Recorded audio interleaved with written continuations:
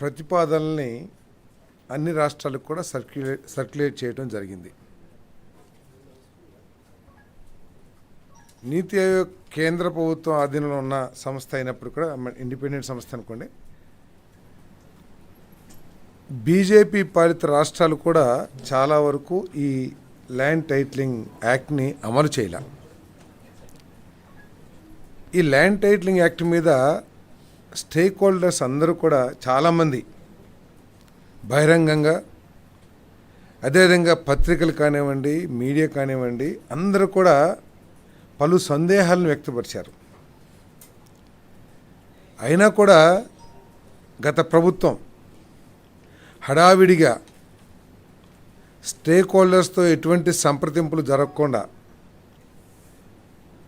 దాంట్లో వచ్చే లాభ నష్టాలు ఏమిటి, లేకపోతే ప్రజలకి జరిగే నష్టం ఏమిటి అనేది ఆలోచించుకోకుండా ఒక భయంకరమైన చట్టాన్ని, భయంకరం ఎందుకంటున్నానంటే ఈ చట్టం అమల్లో ఉన్నన్ని రోజులు కూడా ప్రత్యేకంగా చిన్నకారు రైతులు కానివ్వండి, లేకపోతే చిన్న చిన్న భూ యజమానులు కానివ్వండి, తీవ్రమైన ఆందోళనకి గురయ్యి నిద్రలేని రోజులు కూడా గడిపారని చెప్పేసి మనం చేస్తా ఉన్నాను.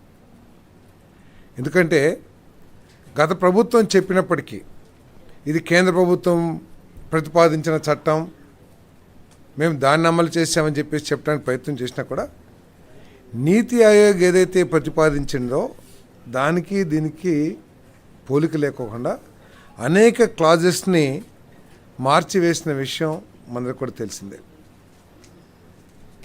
నీతి ఆయోగ్ ప్రతిపాదించిన దాని ప్రకారం ఒక గవర్నమెంట్ ఆఫీసర్ టీఆర్ఓగా, అంటే ట్రాన్స్ఫర్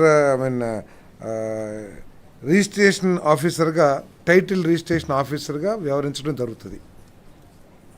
కానీ మన ఈ గత ప్రభుత్వం, ఆంధ్రప్రదేశ్ ప్రభుత్వం చేసిన దాంట్లో మాత్రం అసలు ఎవరు చేస్తారనే దాని మీద ఏమీ లేకోకుండా, అంటే ఎనీ పర్సన్, అది అధికార లేకపోతే ప్రభుత్వం నామినేటెడ్ చేసే వ్యక్తి అనే విషయాన్ని స్పష్టం చేయకోకుండా, అంటే నామినేషన్ చేసే వ్యక్తి ఎనీ పర్సన్ అని చెప్పేసి ట్రాన్స్ఫరింగ్ టైటిల్ రిజిస్ట్రేషన్ ఆఫీసర్గా వ్యవహరిస్తారని చెప్పేసి చెప్పింది. ఇది ఎంత దారుణమో ఒకసారి ఆలోచించాలని చెప్పేసి మనం చేస్తా ఉన్నాను.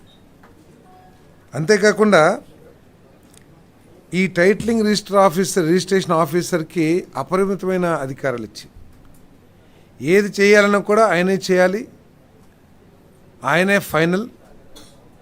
ఆయన చేసిన తర్వాత ఇటువంటి విభేదాలు ఏదన్నా ఉన్నట్లయితే లోవర్ కోర్ట్స్కి ఎటువంటి అధికారాలు లేకోకుండా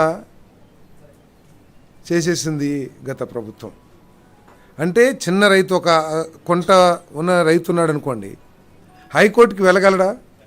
హైకోర్టులో ఈరోజు ఏ విధంగా ఖర్చులతో కూడుకున్న విషయం మనందరికీ తెలుసు. సో కేవలం హైకోర్టు మాత్రమే వెళ్ళాలి అని చెప్పేసి లోవర్ కోర్ట్స్కి కంప్లీట్గా ఎటువంటి అధికారాలని కత్తిరించేసిన ఈ చట్టం ఎవరిని ఉద్దేశించి, లేకపోతే ఏ సమస్యని పరిష్కరించడం కోసం తీసుకొచ్చిందే గత ప్రభుత్వం అర్థం కాకుండా ఉందని చెప్పేసి మనం చేస్తాం. గత ప్రభుత్వం చేసిన ఈ ఏపీ ల్యాండ్ టైటిలింగ్ యాక్ట్ ఏదైతే ఉందో 2022, అది వివాదాలను పెంచే విధంగా ఉంది తప్పితే ప్రజలకి భరోసా కలిగించే విధంగా కానివ్వండి, ప్రజలకి ఇంకా మెరుగైన రిజిస్ట్రేషన్ టైటిలింగ్ విధానాన్ని తీసుకొచ్చినట్టు కానీ ఎక్కడ లేదని చెప్పేసి మనం చేస్తాం. ఏదైతే చట్టం తీసుకొచ్చిందో గత ప్రభుత్వం, అది రెవెన్యూ వ్యవస్థల్ని, ఇప్పటికి అమల్లో ఉన్న రెవెన్యూ వ్యవస్థల్ని, రిజిస్ట్రేషన్ వ్యవస్థల్ని, అదేవిధంగా ల్యాండ్ రికార్డ్స్ వ్యవస్థల్ని పూర్తిగా ధ్వంసం చేసే విధంగా ఈ చట్టాన్ని తీసుకొచ్చిందని చెప్పేసి మనకి సవినీయంగా మనం చేస్తాను. అంతేకాకుండా కేవలం హైకోర్టుకి వెళ్ళాలి, అసలు ఎటువంటి ఉద్దేశాలతో తీసుకొచ్చిందో కూడా అర్థం కాకుండా ఈ చట్టాన్ని గత ప్రభుత్వం తీసుకొచ్చిందని చెప్పేసి మనం చేస్తూ, మరి అంతేకాకుండా గత ప్రభుత్వ వ్యవహార తీరు చూసి మా ఆస్తులు కూడా తాకట్టు పెట్టుకుంటారేమో, ఎందుకంటే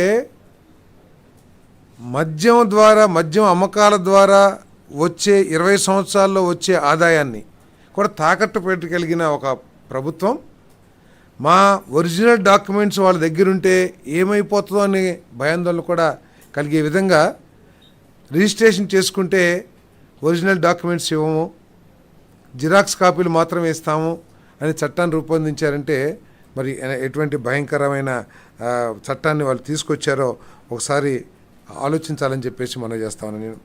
మరి దాని మూలంగా ఈరోజు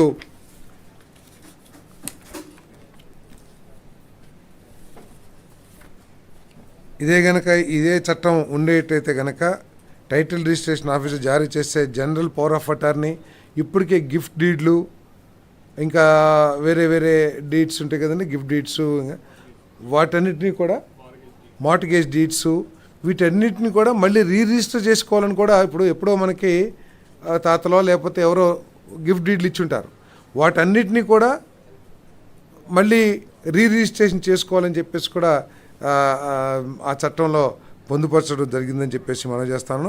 మరి ఆ చట్టం మూలంగా ప్రజల ఆస్తులకి రక్షణ లేదని చెప్పేసి భావించి మరి ఎవరైనా సరే చిన్న కంప్లైంట్ ఇస్తే, ఎందుకంటే టైటిలింగ్ రిజిస్టర్ ఆఫీసర్గా ఒక ప్రభుత్వ అధికారి, ఉన్నతాధికారి పనిచేస్తాడని చెప్పని చట్టం రేపు ప్రభుత్వం నామినేటెడ్ విధానం ద్వారా ఇస్తే అదే ఎవరొకళ్ళు ఉద్దేశపూర్వకంగా ఇబ్బంది పెట్టాలనే ఉద్దేశంతో రాజకీయ కారణాలతో ఆ ఆస్తిని వివాదాస్పదం చేస్తే ఎటువంటి దిక్కులేని పరిస్థితి ఉండేదని చెప్పేసి మనం చేస్తాను.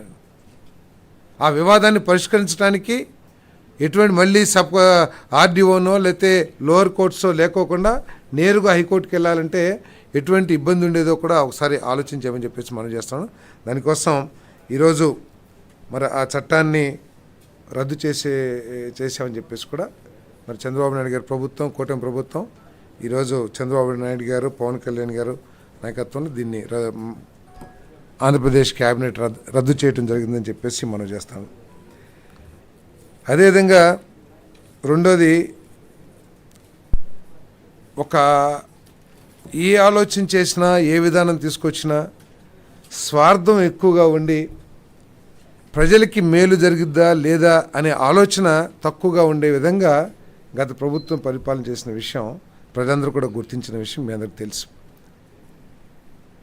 2019-2020 యొక్క పాలసీ, ఇసుక పాలసీ ఏదైతే ఉందో, కనీసం దీని మూలంగా ప్రజలకి మేలు జరుగుతుందా, రాష్ట్రానికి మేలు జరుగుతుందా, లేకపోతే భవన నిర్మాణ కార్మికులకి మేలు జరుగుతుందా, నష్టం జరుగుతున్నా కూడా పట్టించుకోకుండా వాళ్ళు ఈ ఇసుక విధానాన్ని తీసుకొచ్చిన విషయం మనందరికీ కూడా తెలిసిందే.